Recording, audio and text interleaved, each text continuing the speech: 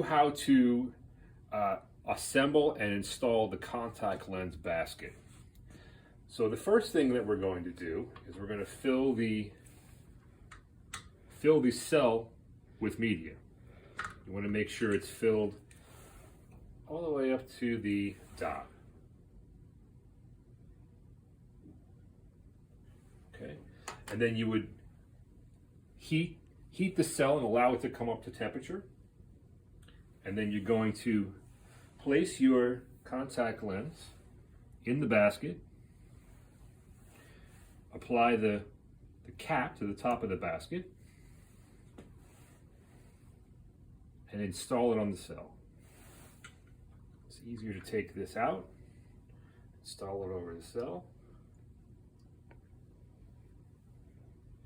turn it sideways to get the air out, and start your test.